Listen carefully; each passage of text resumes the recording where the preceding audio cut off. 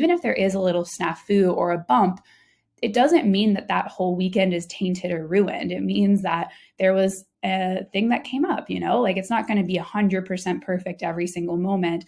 And so that's something I'm going to try and keep in mind heading into the wedding day, because you never know how it's going to go. You hear people say sometimes that everything went off without a hitch, but you also hear stories of people saying this random thing popped up that we could have never predicted. And so I think just remembering that I can only control what I can control, and I can't be the puppet master of every single thing around me. Hi, and welcome back to the channel. My name is Sarah Yudkin, and I'm a relationship anxiety coach who's here to help you learn about all things love, relationships, and how to navigate anxiety in your relationships. If relationships are really meaningful to you and you've gotten any value from my videos so far, I'd love to invite you to subscribe to my channel and become a member of the You Love and You Learn community. This goes a long way to supporting me in this channel and makes sure that you don't miss any new videos coming out. And if you enjoy this video, I'd love to hear from you. Drop me a like and a comment so I know what's resonating. Thank you for watching, and let's get into it.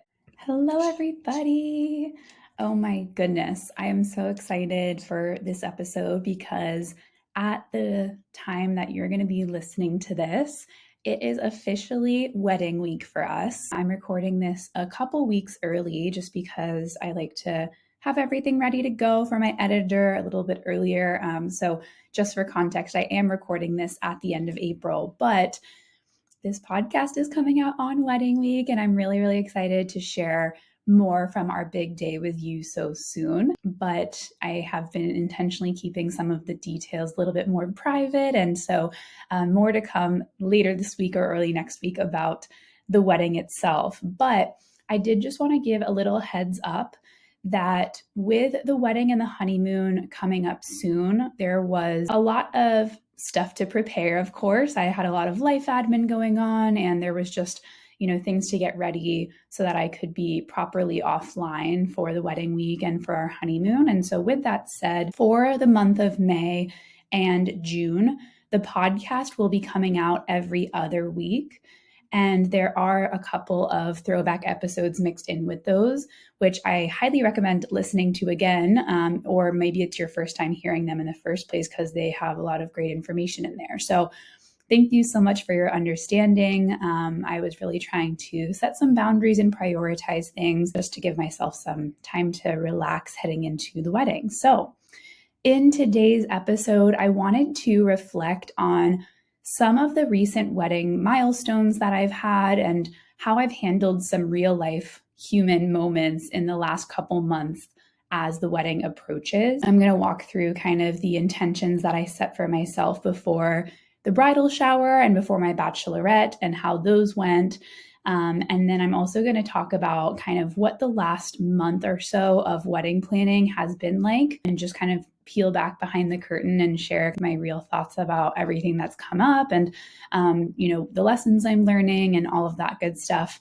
And then setting some intentions for the wedding. So let's just dive right in. I did make a video on Instagram before my bridal shower with this, but in case you missed that, or even if you saw it, I wanted to talk a little bit about the intentions that I had set for myself before my bridal shower, because these big milestones, it feels like you can put so much pressure on them, or maybe like it has to go perfectly, or there's just a lot of stuff that can come up, especially as someone who tends to be more of an overthinker. And obviously I've grown so much in this area, but I still notice that in the midst of all of these upcoming milestones that my brain wanted to kind of have everything very structured and organized and make sure that everyone was, enjoying themselves and things like that. And so before the bridal shower, I set two intentions for myself.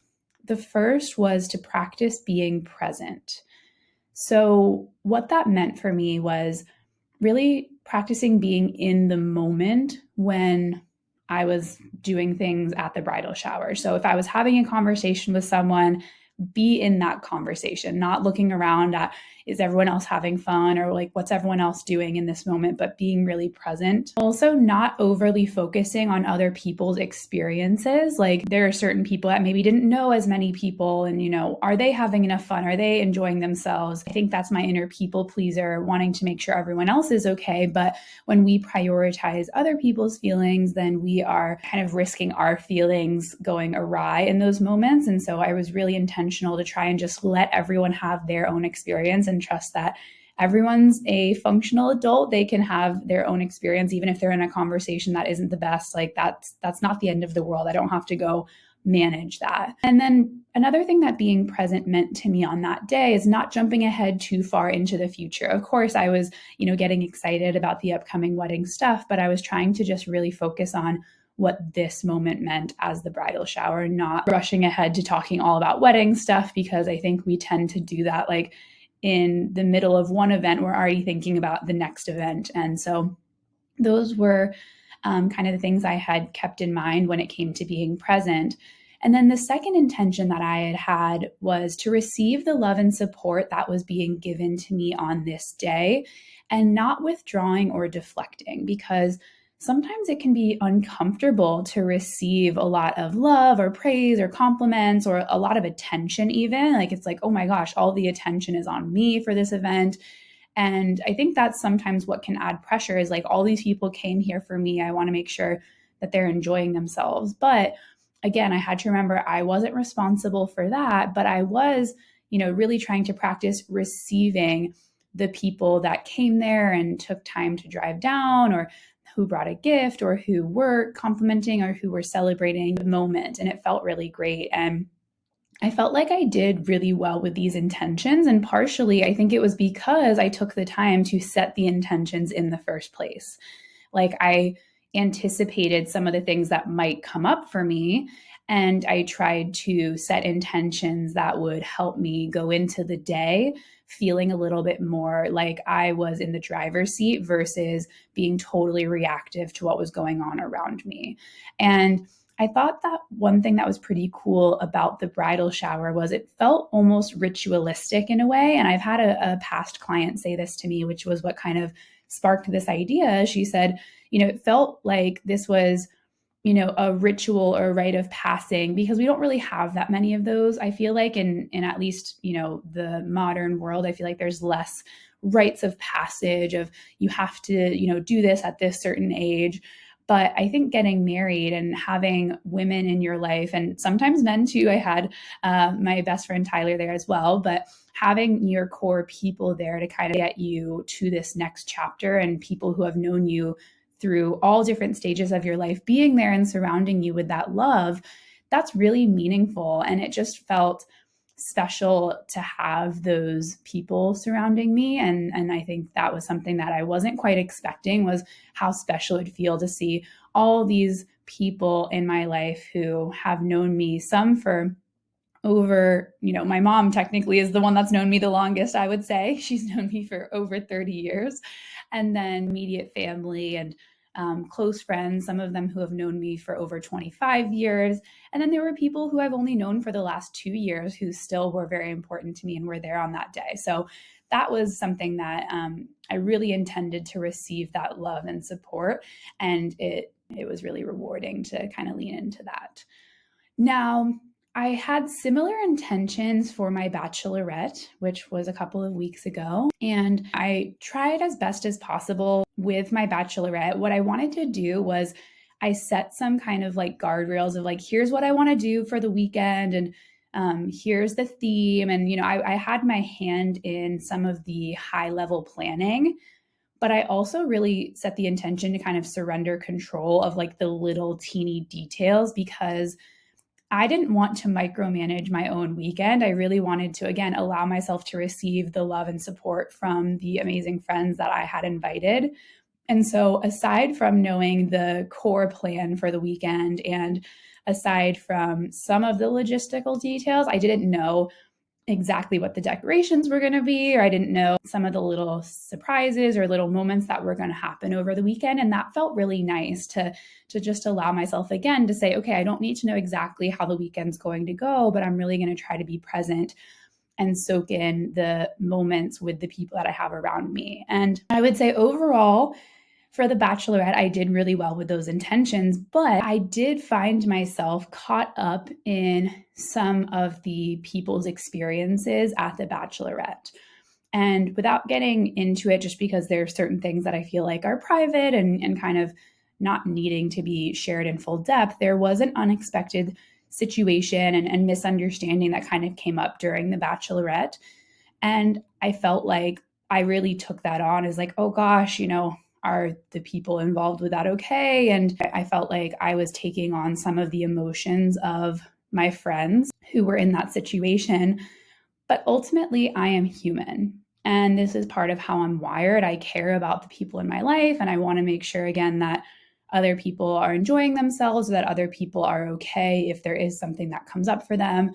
And so I think in that moment when I was, if there were certain moments where I was caught up in what was going on, I had to also give myself compassion instead of like, oh, well, I shouldn't let this bother me at all, or I shouldn't be fazed by this. I had to give myself the validation and compassion that it's okay to feel a little bit frustrated or flustered, or it's okay to be caught off guard a little bit by this surprising situation that came up. And so once I acknowledged that, and once I was more validating and compassionate towards myself for having the experience that I was having in response to what was going on, the things that helped me were to intentionally focus my energy on what I can control, because I can't control, the things other people say to each other, or I can't control the interpretations other people have of something that someone said to them. I can only control my experience and how I respond to what's going on around me. And I can focus my energy on certain things.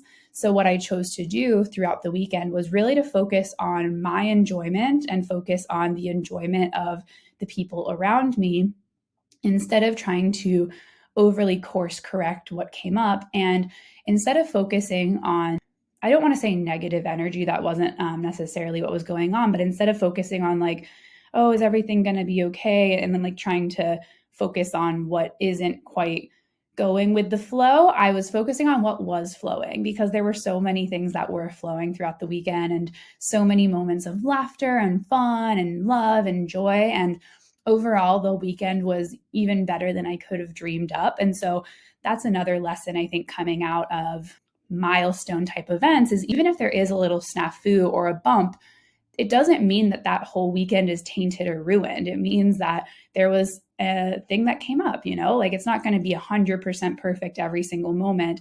And so that's something I'm going to try and keep in mind as well heading into the wedding day, because you never know how it's going to go. You hear people say sometimes that everything went off without a hitch, but you also hear stories of people saying this random thing popped up that we could have never predicted. And so I think just remembering that I can only control what I can control, and I can't be the puppet master of every single thing around me. And I will say that I'm proud of myself because I can tell that the inner work and the growth that I've had over the last 5 years as a relationship coach, but over the last really like 10 years as I've just been into personal development, I would say it's definitely helped me. And I think for the bachelorette weekend specifically, I definitely reacted way less than I would have in the past to the situation that came up. And so really, really proud of myself, because in a moment where something doesn't go as expected, you can kind of see, oh, wow, I've really grown a lot.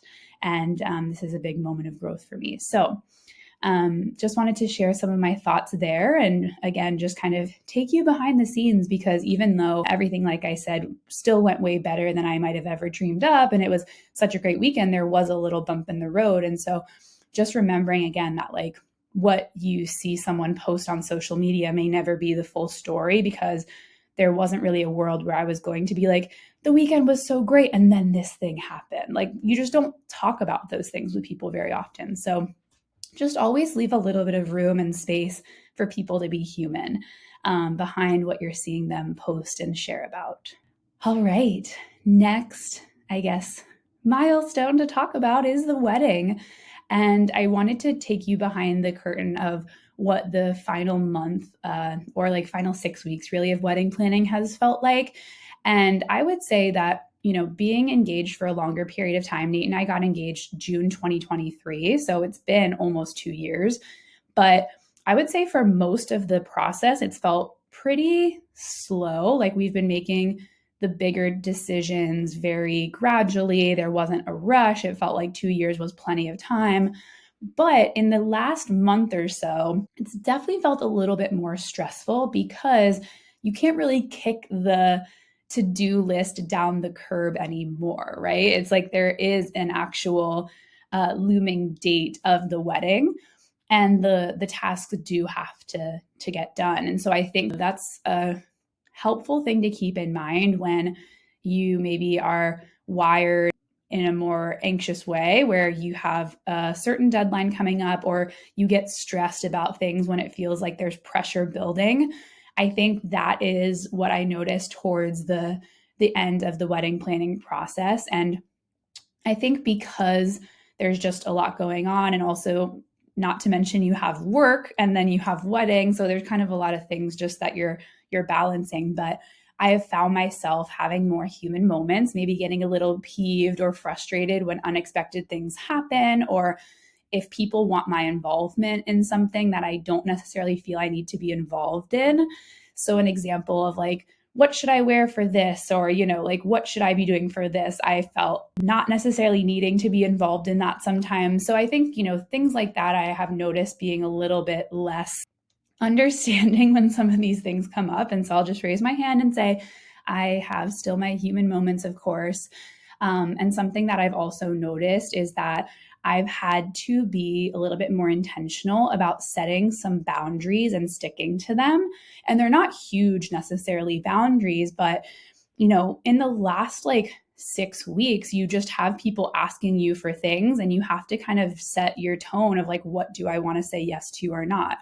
So, for example, like, can I bring this last minute plus one? You have to decide, do we have space for that in the tables? And like, do we want this person to be here for our big day, right? Or, hey, can this person pop by and get ready with us in the morning? You have to decide, like, is there room for that? And is this someone that I want to be there the morning that I'm getting ready for the wedding, right? And it's not that I would ever not want necessarily, more the merrier, but on your wedding morning, especially when you have a big group of people and then two makeup artists and two hair people, you have to just be mindful of like the space that you're going to be in. So I think that's something that luckily Nate and I have been on the same page with a lot of these decisions, but definitely have been testing my inner people pleaser, needing to make some of these decisions and honor them. And I think that again, the inner growth over the last 5 to 10 years has been really helpful for this, because there was a world where I might have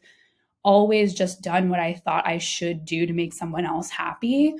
But especially with your wedding, I think you have to be sometimes a little selfish. You don't want to be fully selfish because other people, of course, are there to celebrate you, but you want to make decisions that feel aligned for you and that feel aligned for the couple who's getting married. And so that is something that I've had to learn, I would say, especially over these last final weeks. And I wanted to share 2 reminders that Nate gave me when we were driving to our 1-month walkthrough at the venue to kind of just run through everything and get the final to-do list together. I was definitely feeling a little bit, I was like a little bit heightened. Like I wasn't fully like, spiraling or anything, but I was just a little bit on edge. And to be fair, I had just gotten back from my bachelorette a couple days before, so I was still a little tired. And I was like, oh my gosh, there's so much to do now for the wedding.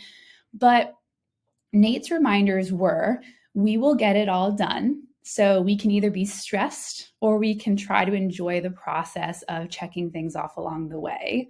So that was a really helpful reminder for me. And then he also said, if you're only going to let yourself be fully relaxed once every single thing is done from this to-do list, then you're only going to be relaxed after the wedding happens, because there's going to be little things to do for the next month until the wedding. And so I was like, that is actually really helpful to hear. And it was really nice to get that reflected back to me. And it doesn't mean I've, again, not been any stressed at all since he did say those things, but I keep coming back to those reminders. And now let's get to the intentions that I have for the wedding coming up. So I definitely want to keep the similar intentions from the bridal shower because I really love those, to be present and receive the love being given to me and to us on this day. But some additional things that are also coming up for me is to allow things to happen as they happen versus feeling like the exact timeline or exact plan has to go off without a hitch.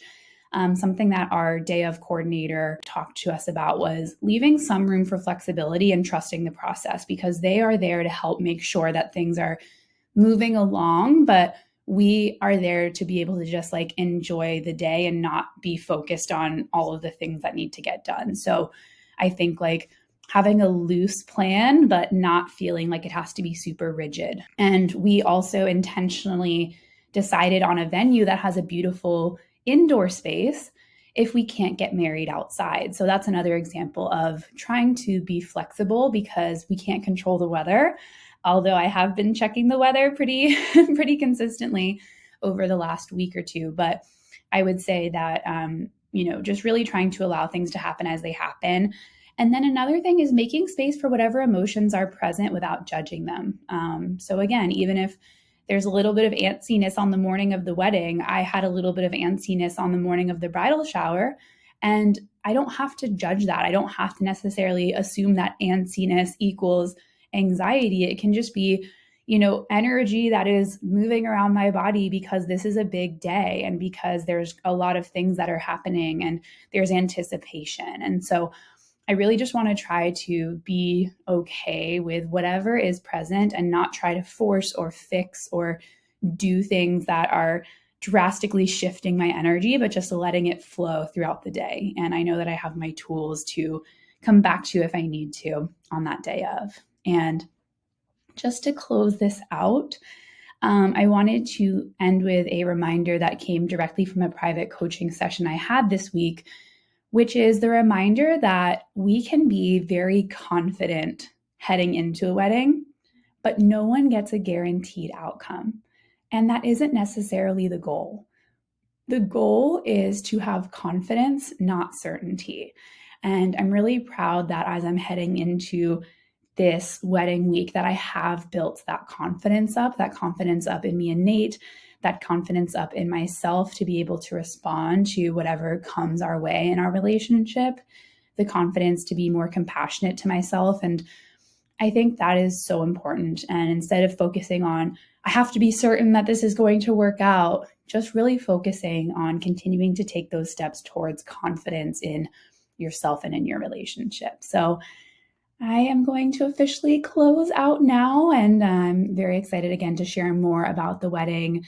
And thank you all for being a kind of listening ear and virtual support system along the way. And I've shared so much of my journey and the process of getting engaged and getting married.